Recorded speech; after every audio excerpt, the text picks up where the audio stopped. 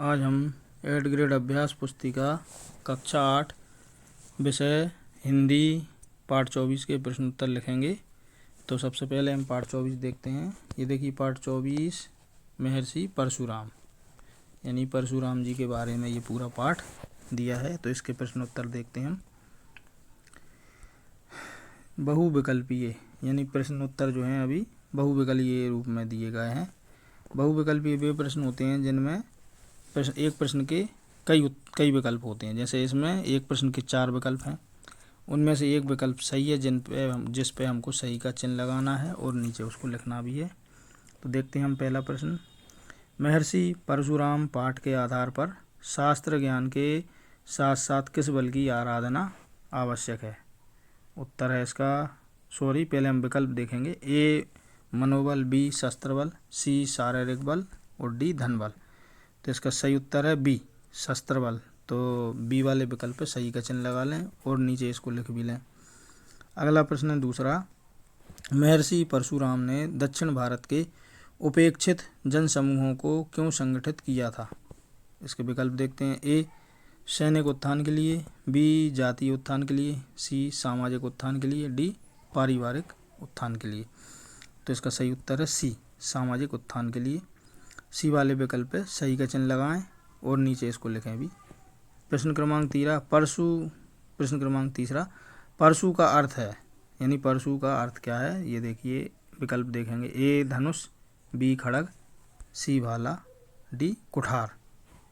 तो इसका सही उत्तर है डी कुठार। परशु का अर्थ है कुठार। तो डी वाले विकल्प पे सही का चिन्ह लगा लें। अगला है चौथा। स्मरण शब्द में कौन सा प्रत्यय शब्दांश लगाकर स्मरणीय शब्द बनेगा? तो देखो कौन सा प्रत्यय लगाएंगे तो स्मरणीय हो जाएगा। देखो ए है ईए, बी है ईए, सी है अणीय और डी है अणे। तो इसका सही उत्तर है बी ईए। तो बी वाले विकल्प पे सही का चिन्ह लगाएं और इसको लिखें अभी। प्रश्न क्रमांक 5 परीक्षा शब्द का संधि विच्छेद है। तो देखो विकल्प देखते हैं। ए परधन ईक्षा, बी परिधन ईक्षा, सी परिधन ईक्षा, डी परधन ईक्षा। तो इसका सही उत्तर है ए परधन ईक्षा। तो ए वाले विकल्प पे सही का चिन्ह लगाएं। अगला प्रश्न है। नीचे दिए गए शब्दों में से उचित शब्द चुनकर रिक्त स्थानों की पूर्ति कीजिए। ये जो ब्रैकेट में ये जो शब्द दिए हैं ये इधर से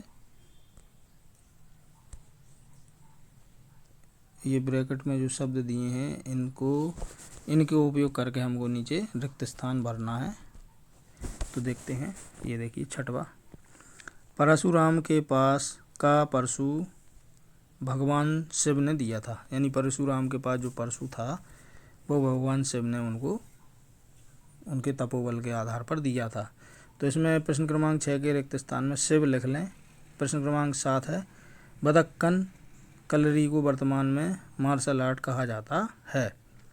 प्रश्न 7 का उत्तर रिक्त स्थान है मार्शल आर्ट, लिख लें इसमें। अगला है 8वां। धनुष टूटने के कारण परशुराम को आक्रोश आया। 8वें के रिक्त स्थान में धनुष लिख लें। वैसे सारे रिक्त स्थान भरे हुए हैं तो आप इनको देख के जरूर लिखें। 9वां है। पक्षी शब्द का तद्भव शब्द पंछी है, तो इसमें पंछी लिख लें 9वें के रिक्त स्थान में। 10वां है। कर्म भूमि शब्द में तत्पुरुष समास है। कर्म भूमि शब्द जो है इसमें तत्पुरुष समास है, तत्पुरुष लिख लें 10वें के रिक्त स्थान में। अब हम अति लघुत्तरीय प्रश्न लिखेंगे, अति लघुत्तरीय प्रश्नों के उत्तर लिखेंगे। तो प्रश्न क्रमांक 11 है। महर्षि परशुराम का जन्म किस युग में हुआ था?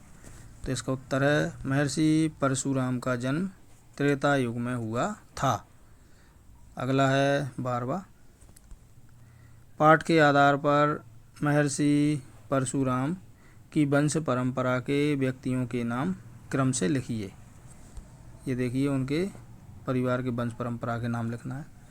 पिता हैं उनके महर्षि जमदग्नि, माता है रेणुका, पितामह महर्षि हृदयीक, पितामह यानी दादाजी, पर पितामह हैं महर्षि भृगु यानी दादा के यानी परदादा। तो ये देखिए आप वंश प्रणाली ये सब लिखिए। आप भी उतार लें, इसको सही से लिख लें। अब 13वां देखते हैं।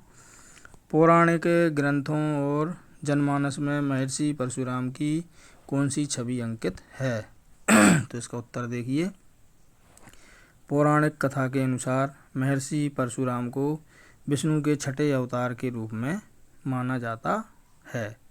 तो ये 13वें का उत्तर हो गया। अब 14वां देखते हैं। महर्षि परशुराम किस बात के समन्वय के प्रतीक हैं? उत्तर है, महर्षि परशुराम शस्त्र शास्त्र की समन्वित शक्ति के प्रतीक हैं। अब अगला देखते हैं। अब ये लघु उत्तरीय प्रश्न आ गए हैं, तो इनके प्रश्न देखते हैं और उत्तर लिखते हैं। प्रश्न 15 है, भार्गव राम परशुराम क्यों कहलाए जाने लगे थे? उत्तर है, भृगु कुल में जन्म लेने के कारण उन्हें भार्गव परशुराम कहा जाने लगा। यानी जो परशुराम जी हैं वो भार्गव कुल में जन्म लिया था, इसलिए उनको भार्गव परशुराम कहा जाता है। अगला प्रश्न है 16वां, परशुराम जी ने श्री राम के संबंध में अपने संदेह को कैसे दूर किया? इसका उत्तर है, परशुराम ने अपना दिव्यास्त्र साडर्ग नामक धनुष, जो विष्णु का धनुष था, उसे श्री राम के हाथों में देकर ऊपर प्रत्यंचा चढ़ाने को कहा और राम ने उस धनुष पर प्रत्यंचा चढ़ा दिया, जिससे परशुराम का संदेह दूर हो गया। अगला प्रश्न है 17, महर्षि परशुराम द्वारा शस्त्र का प्रयोग किस उद्देश्य के लिए किया गया था? उत्तर है, महर्षि परशुराम द्वारा शस्त्र का प्रयोग मानव समाज में आत्मरक्षण और सामाजिक सुख संरक्षण के लिए किया गया था। 18वां प्रश्न है, महर्षि परशुराम ने किन किन लोगों को शस्त्र शिक्षा दी और क्यों? तो इसका उत्तर है, शास्त्र और शास्त्रों में निपुण महर्षि परशुराम ने द्वापर युग में देवव्रत, भीष्म, द्रोण, द्रोणाचार्य आदि को शस्त्र विद्या की शिक्षा दी थी। अगला है दीर्घोत्तरीय प्रश्न लिखना है हमें। महर्षि परशुराम जी द्वारा सामाजिक उत्थान के लिए किए गए कार्यों का उल्लेख कीजिए। 19वां प्रश्न है ये। इसका उत्तर देखते हैं। महर्षि परशुराम ने सामाजिक उत्थान की दृष्टि से तत्कालीन दक्षिण भारत के तटवर्ती निवासरत अपेक्षित जन समूह को संगठित किया, उन्हें शिक्षित और संस्कारित कर समाज की मुख्य धारा में सम्मिलित किया। अगला प्रश्न है 20वां। प्रश्न क्रमांक 20, महर्षि परशुराम के शास्त्र और शस्त्र प्रयोग के उद्देश्यों को अपने शब्दों में लिखिए। ये देखिए उत्तर, परशुराम शास्त्र एवं शस्त्र विद्या के महान ज्ञाता थे। प्राणी मात्र का हित उनका सर्वोपरि लक्ष्य था। भगवान परशुराम तेजस्वी, ओजस्वी एवं वर्चस्वी महापुरुष थे। वे अन्याय का निरंतर विरोध करते हुए दुखियों, पीड़ितों की हर प्रकार से रक्षा एवं सहायता करते रहे। आज भी इसकी पूरी आवश्यकता है। परशुराम का मानना था कि हर व्यक्ति को शिलालेख और हथियार का इस्तेमाल करना चाहिए, इसलिए भगवान परशुराम को एक हाथ में शस्त्र और एक हाथ में शास्त्र के साथ चित्रित किया गया है। परशुराम ने शास्त्रों के सिद्धांतों को आगे बढ़ाया और शस्त्रों के सिद्धांतों को आगे बढ़ाया।